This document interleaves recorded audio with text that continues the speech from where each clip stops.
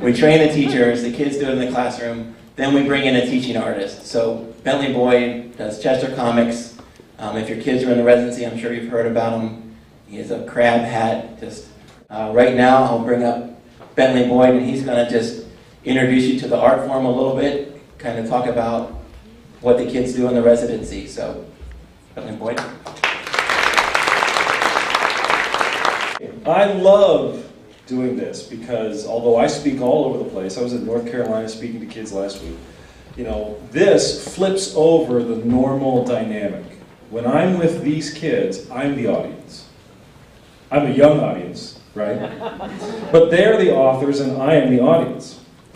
I have 28 comic books that I've done based on the SOLs here in Virginia. They're all history, and they help the kids learn. This is one of my favorite stories that I've done over the last 10 years about Harriet Tubman.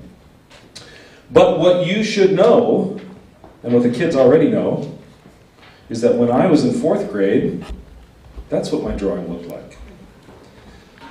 Now, who thinks that they did a more colorful, better story than I did? Yeah! Because you're right. You're right. I didn't have somebody come into my school and show me how to do it. I was desperate for that. But I just had to figure it out. There was no internet back then. There was nobody I could go to and ask. I didn't have a residency, so I just took a regular piece of typing paper and I folded it in half and I drew just a black pen on a piece of paper. Very simple.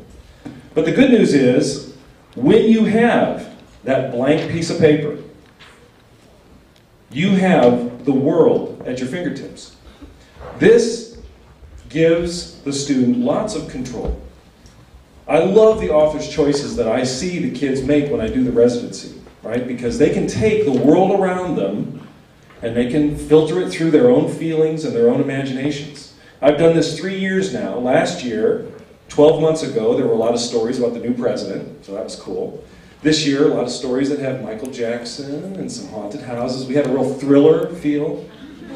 But none of those stories that you see over on the walls have, a direct copy of a TV show or a movie or something that they have seen.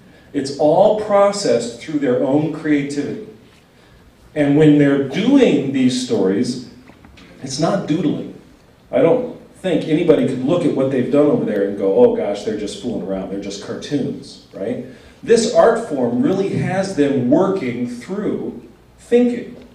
And, on like day 2 of the residency, they really feel that and they hate my guts. Okay? Because this is what I make them do. The first stuff is silly. We work on expressions. On day 1, somebody said, hey, let's draw a pencil. So we worked on, how do you draw a happy pencil, mad pencil, sad pencil, and frightened pencil. Okay, that's fine. And then we started to go through some of the basics of making a comic book story. Where are you going to put your text? How does the flow go? So far, so good. And they're all happy because they're not in math class. But on day 2, I make them write. They don't draw a single silly picture. On the second day of the residency, I'm making them do their rough draft story, and it is text. Because if you get an idea and you're drawing along, and suddenly you want to change, Michael Jackson into Beyonce, it takes a lot to redraw that. Whereas if you just want to change a word, much faster. So they go through all of this, and the darker marks that you see are the edits that I and Rob and the classroom teachers make. Every step of the way they have edited to check against what they have in their heads to make sure that the story is going to make sense. After they do that script, I have them do what we call thumbnail sketches. So this is not what you see on the walls over there. Okay? It does take their story idea and it starts to put it into a visual form. But it's still pretty rough, right? It's not in color. There's still editing going on. These are actually little figures that I drew to sort of suggest, hey, let's have some of our characters watching the magic book. And then after that, the third time that they do the story, they get to start to finish. The drawings get nicer. They get to color if there's time. So this is at least the third time that they've gone through the story. Really working through that muscle of creativity and making choices. They're not just throwing stuff on that blank piece of paper. We are really making them think about the beginning and the middle and the end of their story and how the words fit with the pictures.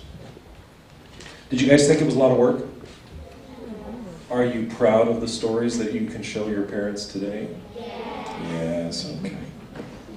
Here's another page from that same book. I thought that was really great. And what I want you guys to know is that this is the exact same thing that I do today. My drawing is a lot different than it was when I was in 4th grade, but I'm working through those same muscles still. I'm still learning. This is a page from my Harriet Tubman story. After I draw it that way, I put it into my computer and I can add the color.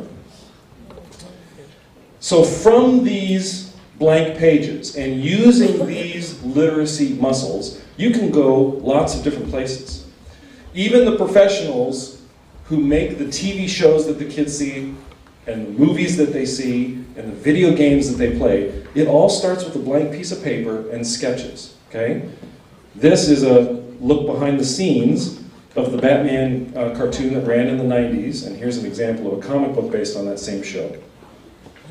So that blank piece of paper is a very powerful space.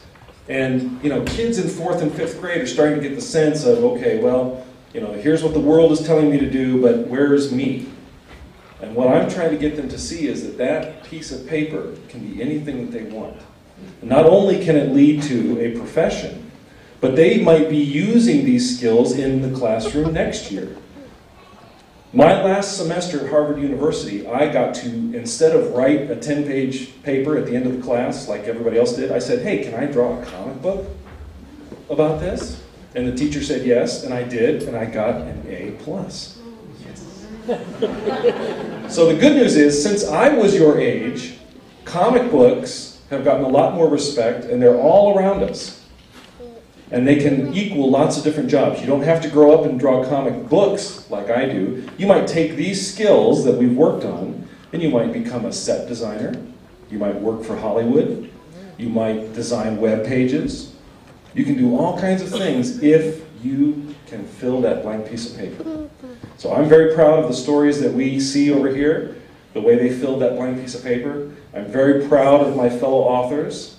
And at this point, I would like to ask Frank to come on back up so that he can award the finished books to the classroom teachers that helped us.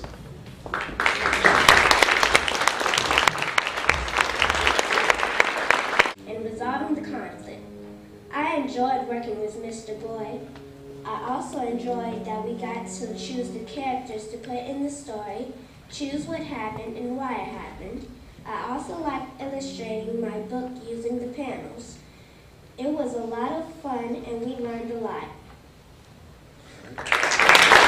Mr. Boyd, thank you for letting us do what we wanted to do on our book, and it's what we wanted to do, so thank you.